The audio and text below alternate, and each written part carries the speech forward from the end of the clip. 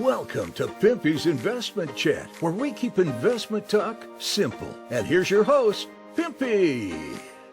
What is going on out there, peeps? All right, let's just do a quick update about what's going on over there in Iraq. It looks like the very thing I was concerned about happening between the United States and Iraq is starting to happen, just like I thought. As soon as that Iran and Iraq deal came out, it was just a matter of time before the United States came back with some bullshit excuse to start screwing with Iraq.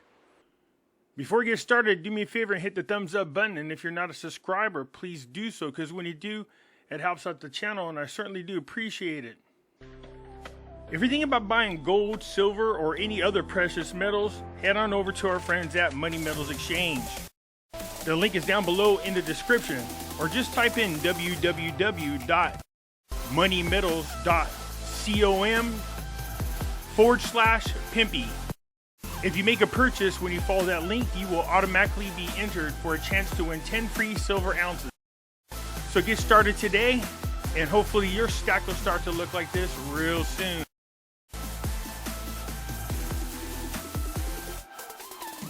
So head on over, tell them Pimpy sent you. You can follow me over on other platforms. I do have my own group over on Facebook called Pimpy's Investment Chat. Over here, we do talk about gold, silver, cryptocurrencies, as well as foreign currency investments. So head on over here and join us. It's free to do so. In here, I do post updates. If I should get on suspension from YouTube or get removed from YouTube and you want to know what happened to me, I'll let you know right here in this group. I can be found on Twitter, MeWe, YouTube, and the cool thing about YouTube, if you come over here and you join and you find my channel, I got videos going back, I believe, a couple years. So if you want to see some older videos that I have on Nasera, Jacera, gold, silver, cryptos, come on over here and join, look me up, and check out my videos. You can also find me on Odyssey, catch me on Rumble. When I say that the links for all these are down below in the description, some of you don't know what I'm talking about. It's real simple. Just go down to the bottom right here of any of my videos. See this? This is the description. Hit show more. And there are all the links to all the platforms I just spoke about. So if you do want to head on over to Moneymetals, just click it. And there you are. So come on over. Join us. I look forward to having you. Okay, here it is. With names, America imposes sanctions on 14 Iraq banks over dollar transactions with Iran. Yeah, magically just like that. What are the odds? So the U.S. Treasury Department on Wednesday imposed sanctions on 14 Iraqi banks in a crackdown on Iran's dollar transactions. The Wall Street Journal quoted U.S. officials as saying that the move came after information was revealed that targeted banks were involved in money laundering and fraudulent transactions. Now, it's not that I doubt it. It's most likely the truth. But these are the kinds of things that's been going on for a while, so either way you want to look at it, as usual, Iraq takes one step forward and 3 steps back, and they do things that affect their economy, affects their people, affects their government. They should have known better that whenever they made that deal with Iran, they were going to be under a lot more scrutiny from the Biden administration. And sure enough, I told you there's going to be a tit for tat. They're going to go back and forth. We'll see what happens. Some of these operations may involve individuals subject to sanctions, raising concern that Iran will be the beneficiary. So I like how they word this. Some of these operations may involve, we don't know for sure, but we may involve. Okay, well, before you do anything to these banks, don't you think you should make sure? We have strong reasons to suspect. So they don't have any proof, they just have strong reasons to suspect.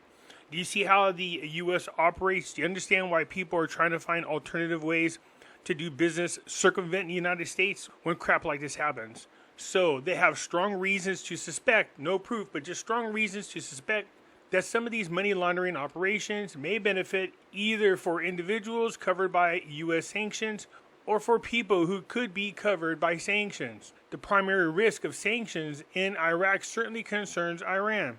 The news learned that the sanctioned affected banks, Islamic Advisor for Investment and Finance, is all the ones that have an Islamic in it pretty much. So it said the U.S. Treasury Department blocked 4 other Iraqi banks from accessing the dollar last November. In cooperation with the Central Bank of Iraq, imposed stricter controls on remittance in the country in general. So that's what I was talking about with this new banking system. If they're going to try to pull these shenanigans, they're definitely going to get caught. It's not that easy anymore. Back in olden days, you used to do everything by paper. In this case, it's not. There's a new banking system that's been implemented. It's not as easy as before. In the past weeks, the Central Bank of Iraq have excluded 4 private Iraqi banks from the currency auction, following directives and warnings from the U.S. Department of Treasury against these banks accused of smuggling the currency. So with that in mind, like I said, 2 steps forward, 1 step forward, 2 steps back. But let's look at the positive side of things. Why Total Energy's $27 billion deal with Iraq is a game changer. The 4-pronged mega deal between Total Energies, which is from France, and Iraq has received a green light after many delays. The $27 billion mega deal is set to move into action within 4 weeks, and if it does, then it will be a game changer for Iraq. More important of the 4 projects is the completion of the Common Seawater Supply Project. So Iraq trying to hit the ground running if they could just keep from stumbling over their own feet. The long-delayed $27 billion 4-pronged mega deal between France Total Energies and the federal government of Iraq has received the final go-ahead from both sides and is due to start within the next few weeks. Good. The huge deal is crucial to enabling Iraq to increase its oil production from around, are you ready for this? Check this out, 4.5 million barrels per day to perhaps 13 million barrels per day within 5 years. I know 5 years sounds like a long time, but look, this is what you want to see happening. Projects that's going to help expand the economy of Iraq, deals that are going to help Iran grow economically and strengthen their currency. It is also critical that Iraq's ability to end its dependence on Iran, talk about timing, look at this. It is also critical for Iraq's ability to end its dependence on Iran for gas imports and electricity for its power grid. From the West, the deal is crucial for securing access to Iraq's huge, undeveloped oil and gas reserves as part of the strategy to find new sources of each to compensate for lost supplies from Russia. Well, here's the thing. They still have not announced the huge finding that I know for a fact they found over in Iraq, an oil field. Not sure why they have not announced it yet. But it's supposed to be the biggest oil reserves, if not ever, then definitely the biggest oil reserves that Iraq's ever had. It is also vital in reasserting a stake in the Central Middle East to counteract the increasing influence of China and Russia there, as analyzed in the new book. In short, the 4-pronged deal with Total Energy is a very big thing indeed, which is why all parties involved have pulled out all the stops to either get it across the line or stop it in its tracks, depending on which side they are on.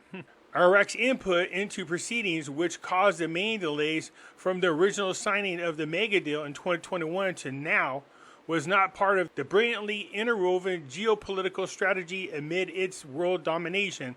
That was China, with a little help from Russia. More of that in a moment. Instead, it was down to its standard attempts to gouge out as much as possible in the way of commissions, delivered in the form of cash compensated payments made to various front companies for some senior government people, in other words, bribes. Suffice it to say here that although one stage Iraq was in the process of reestablishing the omni-toxic Iraqi National Oil Company, an organization widely regarded within the oil industries as one of the most corrupt organizations ever created. Yeah, that's what we want to see happen, start dealing with them. It quickly became clear that one does not get to become a senior figure in France's leading oil and gas company by being as stupid as seems to be the minimum requirements to secure a senior position in Iraq's oil ministry. With Total Energy refusing to partner with INOC due to a lack of clarity of the legal status of the company, in layman's terms, the France oil and gas behemoth did not trust INOC as far as it could throw it. In October 2022, then Iraq's Federal Supreme Court invalidated the decision and reestablished the Iraqi National Oil Company on the basis that several of its founding clauses were in breach of the Constitution, and the deal with Total Energy was again a realistic prospect. There have been further shenanigans from Iraq aimed at increasing the possibilities for personal enrichment of some key government people involved. There's that corruption again. I told you whenever Maliki's people are involved, this is what you got to deal with. The main one being the increase in governmental stake in the projects to varying degrees, but all have been rebuffed by the French firm As it stands, the agreement is now for the Iraq government, through the Basra Oil Company, to hold a 30% stake in the mega deal. Total Energy will hold 45% of it, and Qatar will hold 25% of it. So here's what's at stake here. According to the source of the U.S. and European Union Energy Securities Complex, spoken in exclusivity with the people who give you this article, Iraq was emboldened to make such demands of Total Energy by elements from China and Russia, following the recent landmark resumption of relations between Iran, which retains enormous influence over Iraq through political, military, and economic proxy, in Saudi Arabia, brokered by China and Russia to a lesser degree.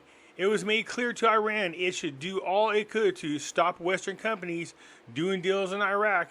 Specifically, the European Union's energy security source exclusively told oilprice.com Iran was told by a very high-ranking official from the Kremlin that by keeping the West out of the energy deals in Iraq and closer to the new Iran-Saudi axis, the end of the Western hegemony in the Middle East will become the decisive chapter in the West's final demise.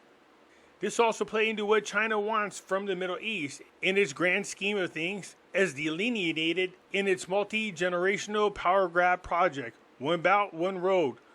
What it wants is to turn the region into a large oil and gas station by which it can fuel its economy growth to overtake the U.S.